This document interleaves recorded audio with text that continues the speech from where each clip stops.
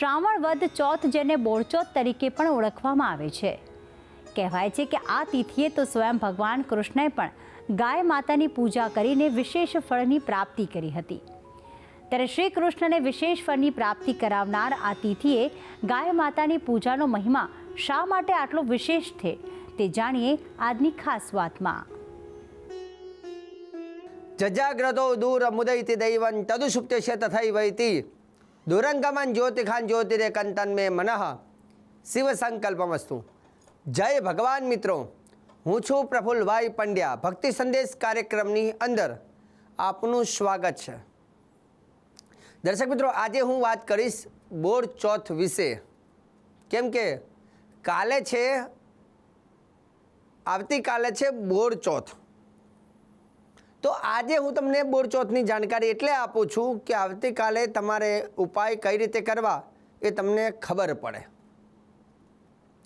શાસ્ત્રમાં બોળચોથનું શું છે મહત્વ, બોળચોથના દિવસે શું કરવું જોઈએ, શું ન કરવું જોઈએ, ગાય માતાની પૂજામાં કયા મંત્રનો ઉપયોગ કરવો જોઈએ, અર્ઘ્ય પ્રદાનનું શું છે મહત્વ, સંપૂર્ણ જાણકારી આજના કાર્યક્રમમાં હું તમને જણાવવાનો છું.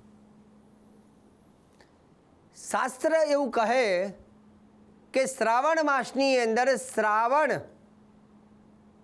વદ ચોથ એટલે કે શ્રાવણ મહિનામાં અંધાર્યા પક્ષની અંદર ચતુર્થી તિથિ આવે, જેને બોળચોથ તરીકે કહેવામાં આવે છે. સાથે સાથે આ બોળચોથને બહુલા ચોથ પણ કહેવામાં આવે છે.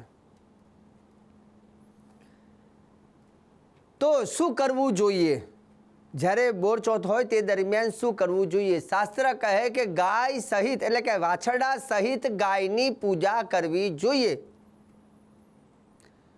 કેમ કે શાસ્ત્રમાં લખ્યું છે કે અદિતિર દેવ માતા ચ વેદ માતા તુ ધીશ્વરી ધેનુ રૂપેણ સા દેવી મમ પાપમ યપો હતું.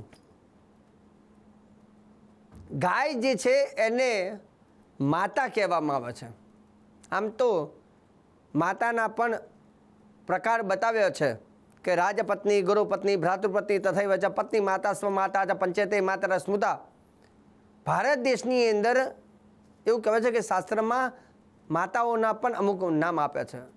રાજપત્ની, ગુરુપત્ની. આમ તો કેટલી માતાઓ છે એના વિશે આપણે ચર્ચા કરી લઈએ. રાજપત્ની એટલે કે જે નગરનો રાજા હોય, રાજાની પત્ની, એને માં કહેવાય છે. રાજપત્ની, ગુરુપત્ની જે આપણા ગુરુજી હોય અને ગુરુના પત્ની એટલે ગુરુ માતા કહેવામાં આવે છે. ભ્રાતૃપત્ની, ભ્રાતૃપતિ એટલે કે મોટા ભાઈ હોય એમના પત્ની એટલે કે ભાભીમાં, એને ભાભીને પણ માં કહેવામાં આવે છે. રાજપત્ની, ગુરુપતિ, ભ્રાતૃપતિ તથા પત્ની માતા સ્વ માતા ચ, પત્નીની માતા એટલે કે સાસુમાં, એને પણ માં કહેવાય. અને જે માતાએ આપણને જન્મ આપ્યો એને પણ માં કહેવાય. અને જે ધરતી ઉપર જન્મ લીધો છે તે ધરતીને માં કહેવાય. અને ગાયને પણ માતા કહેવામાં આવે છે. તો અહીંયા જેમ કે કોઈ બાળકનો જન્મ થયો, જન્મ થતાની સાથે એ અનાથ હોય તો ઘણી વખત એને મોટો કરવા માટે ગાયનું દૂધ પીવડાવીને પણ એ બાળકને મોટો કરી શકાય છે. કેમ કે ગાયનું દૂધ એ બાળકને શરીરમાં હૃષ્ટ અને પુષ્ટ મતલબ શક્તિવર્ધક બને છે. એટલે એવું કહેવાય છે કે ગાયને આપણા ધર્મમાં માતા તરીકે પૂજવામાં આવે છે. એટલે શાસ્ત્ર લખ્યું છે કે અદિતિર દેવ માતા ચ વેદ માતા તુ ધીશ્વરી ધેનુ રૂપેણ સા દેવી મમ પાપમ વ્યપો હતું. બીજા નંબરની વસ્તુ, ગાયથી આપણને કેટલા ફાયદા થાય છે. જેમ કે ગાયનું દૂધ હોય તો દૂધ પીવાથી આપણને બલની પ્રાપ્તિ થાય. હવે દૂધમાંથી પાછું બીજું શું બને? દૂધમાંથી દહીં બને. દહીં પણ મનુષ્યને ફાયદો આપે છે. દહીંમાંથી આગળ શું બને? માખણ. માખણ પણ ફાયદો આપે. અને એનાથી આગળ કરવા જઈએ તો ઘી બને. અને ઘીથી પણ માણસને ફાયદો થાય. ગાયનું દૂધ બાળકોને પીવડાવવાથી એની મેધાવૃદ્ધિ થાય છે. ઘણી વખત ઘણા અમને પ્રશ્ન કરતા હોય કે શાસ્ત્રીજી, તમે પૂજાની અંદર ગાયનું દૂધ કેમ લખો છો, કેમ બીજું કોઈ દૂધ નથી લખતા? દૂધ તો ઘણા બધા હોય, પણ ગાય જે છે ને એ તમે જોજો કે રસ્તામાં તમે જતા હોય અને કદાચ ગાય રસ્તામાં તમે આમ હોર્ન વગાડો તો ગાય તરત સાઈડ આપી દે, એક્ટિવ હોય છે. ગાય જે છે જેને શાસ્ત્રમાં એનો ઉલ્લેખ છે, અને જે ઉલ્લેખ છે હું એની હંમેશા વાત કરું છું. શાસ્ત્રમાં એવું લખ્યું છે કે ગૌમૂત્ર મતલબ પૂજા પાઠ હવન હોય, યજ્ઞ હોય તો ગૌમૂત્ર એ એની પર લગાવવાથી એ પવિત્ર બને છે. અને બીજા નંબર ગાયનું દૂધ પીવાથી મનુષ્યનું શરીર હૃષ્ટ અને પુષ્ટ બને છે. એટલે શાસ્ત્રમાં લખ્યું છે કે ગાયને પૂજનીય છે. જે લોકો ગાયની સેવા કરતા હોય, કેમ કે ભગવાન સ્વયં કૃષ્ણ ભગવાન પણ ગાય માતાની સેવા કરતા હતા, તો હંમેશા આપણે પણ ગૌ સેવા કરવી જોઈએ, ગાયનું પૂજન કરવું જોઈએ. અને એમાંય ગાયના પૂજન તો આમ તો નિત્ય ગાય પૂજા કરવી જોઈએ, પરંતુ જ્યારે આવો શ્રાવણ મહિનામાં બોર ચોથનો દિવસ હોય તો તે દિવસે ચોક્કસ આપણે ગાયની પૂજા કરવી જોઈએ. કેમ કે ગાયની અંદર સમસ્ત દેવી દેવતાઓનો વાસ છે. ઘણી વખત આપણે કોઈ ચિત્રમાં જોઈએ છીએ તો ગાયના મુખની અંદર દેવતા હોય, કાનની અંદર દેવતા હોય, કેમ કે ગાયમાં સમસ્ત દેવી દેવતાઓ બિરાજમાન છે. એક કથા છે કે બધા દેવી દેવતાઓ ગાયની અંદર આવીને બિરાજમાન થતા હતા. લક્ષ્મીજી થોડા લેટ પડ્યા એટલે છેલ્લે લક્ષ્મીજી આવ્યા એટલે બધાએ જોયું તો દરેક પોતપોતાના સ્થાન લઈ લીધા હતા ગાયના શરીરમાં. લક્ષ્મીજીએ ગાય માતા કીધું કોઈ મારે હવે સ્થાન લેવું છે. ગાય માતા કહે મારું હવે શરીરમાં કોઈ સ્થાન રહેતું નથી. છેલ્લે એવું કહેવાય ગોમય એટલે ગાયનું જે છાણ છે લક્ષ્મીજીને ત્યાં સ્થાન આપ્યું છે. અને એટલે તમને કહી દઉં કે લક્ષ્મીજી ગાયના છાણમાં લક્ષ્મીજીનો વાસ હોય છે. એટલે ઘણી વખત તમને કહું કે જ્યારે યજ્ઞ થતો ને ત્યારે ઘણા લોકો કે ભાઈ અડાયા છાણા હવનમાં હોમવા, કેમ કે લક્ષ્મીજીનો વાસ છે અને અડાયા છાણા હોમવાથી ધનની વૃદ્ધિ થાય છે. બીજા નંબરની વસ્તુ, જ્યારે હવન કુંડ બને ને ત્યારે પણ ગાયનું છાણનું લેપન કરવાથી એ યજ્ઞ સાર્થક બને છે, કેમ કે એમાં લક્ષ્મીનો વાસ છે. એટલે ગૌમૂત્ર અને ગોમયનું વિશેષ મહત્વ રહેલું છે. હવે બીજા નંબરની વસ્તુ કે ગાયની પૂજન કરવાથી શું ફળ મળે છે એ પણ આપણે જાણી લઈએ, અને કઈ રીતે પૂજન કરવું એ પણ તમને જણાવું છું. ગાવો મેં અગ્રત સંતુ ગાવો મેં સંતુ પૃષ્ઠત ગાવો મેં હૃદય સંતુ ગવામ મધ્યે વસામ્યહમ પંચગાવ સમુત્પન્ના મધ્યમાને મહોદદો તાસામ મધ્યે તુ યાનંદા તસ્મૈ ધન્વે નમો નમઃ. એવું કહેવાય છે ગાયની પૂજા કરવાથી સમસ્ત પાપોમાંથી મુક્તિ મળે છે, કેમ કે ગાયની અંદર એક નહીં અનેક દેવી દેવતાઓ બિરાજમાન છે. એટલે ગાય માતાની પૂજા કરવાથી એ બધા જ દેવી દેવતાઓના બ્રહ્મા વિષ્ણુ મહેશ ઇન્દ્ર યમ લક્ષ્મીજી બધા દેવી દેવતાઓ ગાયમાં છે. એટલે ગાયની પૂજા કરવાથી અથવા ગાયની પ્રદક્ષિણા કરવાથી પૃથ્વીની પ્રદક્ષિણાનું ફળ મળે છે. અને મમા પાપમ વ્યપો હતું, શાસ્ત્ર એવું કહે છે કે મારા પાપોમાંથી મને મુક્તિ મળે. મિત્રો એક બીજા નંબરની વસ્તુ કે જ્યારે ઘણી વખત તમને કહી દઉં કે કોઈ બાળકનો જન્મ થાય ને અને એમાંય પણ કોઈ નક્ષત્ર ખરાબ હોય, જેમાં આશ્લેષા નક્ષત્ર, મૂળ નક્ષત્ર, જ્યેષ્ઠા નક્ષત્ર જેવું બાળકનો જન્મ થાય છે ત્યારે પણ એ બાળકના એ નક્ષત્રને એ નેગેટિવ જે ઉર્જા છે એને મુક્તિ માટે ગૌમુખ પ્રસવ શાંતિ નામની એક વિધિ કરવામાં આવે છે.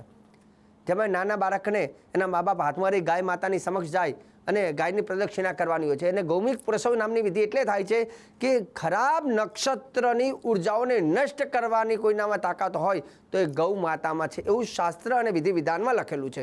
એટલે એનું વિધિ છે જેને ગૌમુખ પ્રસવ મતલબ ગાયના મુખમાંથી નવેસરથી એનો જન્મ થાય એવી ક્રિયા કહેવામાં આવે છે. એટલે એ બાળકનો એવો જન્મ થયો તો ગાય માતાની પૂજા કરવાથી એ બાળકને એ નક્ષત્રની અસર થતી નથી. બીજા નંબરની વસ્તુ એવું કહેવાય છે કે એક જમાનો હતો કે જેની જોડે ગાયો વધારે હોય એ માણસ સુખી કહેવાય. કેમ કે પહેલાં તો ઘરે ઘરે ગાયો હતી.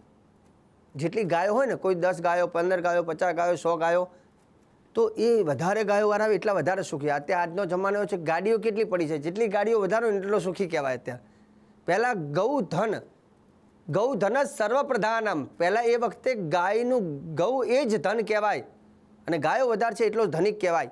પણ હવે અત્યારે ગાડીઓ કેટલી પડી છે ને એમાં પાછી કઈ કંપનીની છે એના ઉપર વધારે છે, તો ગાયને ગૌધન કહેવામાં આવતું હતું. હવે રહી વાત કે બોર ચોથ જ્યારે હોય ત્યારે આપણે શું ન કરવું જોઈએ, તો કે ઘરની અંદર દરવું નહીં, ખાંડવું નહીં, કાપવું નહીં અને ઘઉંની કોઈ વાનગી બનાવવી નહીં. બીજા નંબરની વસ્તુ એક બને ત્યાં સુધી એક ટાણું કરવું, ઉપવાસ કરવો, વાછરડા સહિત ગાયની પૂજા કરવાની અને એમાં ઓમ ધન્વે નમઃ અથવા ઓમ ગવયે નમઃ, ઓમ ધન્વે નમઃ, ઓમ ગવયે નમઃ એ મંત્રનો ઉપયોગ કરી ગાય માતાને પૂજન કરવાનું. ગાય માતાને કુમકુમ કહેતા કંકુનું તિલક કરી, ચોખા લગાવી, ફૂલનો હાર ગાય માતાને તમારે પહેરાવવાનો. ગાય સહિત વાછરડીની મતલબ ગાય વાછરડીની પૂજા કરવી. ગાયને ભોજનની અંદર ગોળ, સુખડી, ઘાસ બોર ચોથમાં ખવડાવવાનું. ગાયના જે શિંગડા છે તેલ ગાયના શિંગડા ઉપર થોડું તેલ ચોપડવાનું, તલનું તેલ હોય તો એ થોડું લઈ અને ગાયના શિંગડા ઉપર લગાવવાનું. ગાયનું જે પૂંછડું છે એ પૂંછડું એ તમારે પોતાના ભાગ્ય ઉપર લગાવવાનું. કેમ કે એવું કહેવાય છે કે બોર ચોથના દિવસે ગૌ માતાની પૂજા કરી પૂંછડું ભાગ્યમાં લગાવવાથી ભાગ્ય ચમકે છે. સાથે સાથે શક્ય હોય તો ગાયને અર્ઘ્ય પ્રદાન કરજો અને ગાયની 4 પ્રદક્ષિણા કરવાની. ગાયની 4 પ્રદક્ષિણા કરવાની અને ગાય માતાને અર્ઘ્ય પ્રદાન કરવાનું. હવે રહી વાત કે અર્ઘ્ય પ્રદાન શું? હવે જો બોર ચોથના દિવસે વ્યક્તિ ગાયને અર્ઘ્ય પ્રદાન કરે છે તો એના જીવનમાં નાણાકીય તકલીફોમાંથી મુક્તિ મળે છે અને એ પણ ગાયના જમણા પગના આગળના પગની અંદર જમણા પગ જે હોય એમાં એ પાણી ચડાવવાનું. એ પાણીમાં શું કરવાનું? તાંબાના કલશમાં પાણી લેવું અને એની અંદર કંકુ, ચોખા, ફૂલ, દુર્વા અને સરસવ, કંકુ, ચોખા, ફૂલ, દુર્વા અને સરસવ એ પાણીમાં પધરાવવા. અને શક્ય હોય તો એક જવ, જેને આપણે જવ કહીએ, આપણે હવનમાં હોમવાના જે જવ આવે ને એ પણ 2 દાણા અંદર પધરાવવા. ગંધ પુષ્પ જેવા સરસવ દુર્વા સંયુતમ. શાસ્ત્ર કહે કે કલશની અંદર પાણી ભરવું, તેમાં કંકુ, ચોખા, ફૂલ, દુર્વા, સરસવ અને જવ આટલી વસ્તુ એ કલશમાં પધરાવી અને એ કલશ લઈને તમારે ગાયની 4 પ્રદક્ષિણા કરી અને ગાયના જમણા પગ ઉપર તમારે પાણી અર્પણ કરવાનું. એનાથી ફાયદો, નાણાકીય તકલીફોમાંથી મુક્તિ મળે છે. શાસ્ત્ર કહે ક્ષીરોદાર્ણવ સંભૂતે સુરાસુર નમસ્કૃતે સરદેવ મયે માતર ગૃહાણ અર્ઘ્ય નમોસ્તુતે. હે ગાય માતા, તમારા શરીરમાં સર્વ દેવી દેવતાઓ બિરાજમાન છે અને તમારા પગમાં હું અર્ઘ્ય પ્રદાન કરું છું, જેથી આ બધા જ દેવી દેવતાઓ સહિત હે ગૌ માતા મને નાણાકીય તકલીફોમાંથી મુક્તિ પ્રદાન કરો. જેના ઉપર વધારે દેવ થઈ ગયું હોય અને જેને પૈસાની તકલીફ રહેતા હોય એ લોકો પણ બોર ચોથના દિવસે આ અર્ઘ્ય પ્રદાન ગાય માતાના જમણા પગે કરવું જોઈએ. આવું શાસ્ત્રમાં લખેલું છે. તો દર્શક મિત્રો, આજે મેં બોર ચોથને લઈને બહુ સરસ મજાની જાણકારી તમને આપી છે ને આવતીકાલે પણ હું તમને વાર તહેવાર જે આપણા હવે ચાલુ થયા છે, જેમ કે હવે નાગ પાંચમ છે, રાધન છઠ છે, શીતળા સાતમ છે, ગોકુળ આઠમ છે, બધા જ તહેવારોની જાણકારી હું તમને આપતો રહીશ. આપણો કાર્યક્રમ સવારે અને સાંજે 2 વખત આવે છે, તો આ કાર્યક્રમને આપ નિહાળતા રહેજો અને ભક્તિ સંદેશ કાર્યક્રમની અંદર સદૈવ અમે સચોટ જાણકારી આપતા રહીશું. મને આપી દો હવે તમે રજા. જય ભગવાન.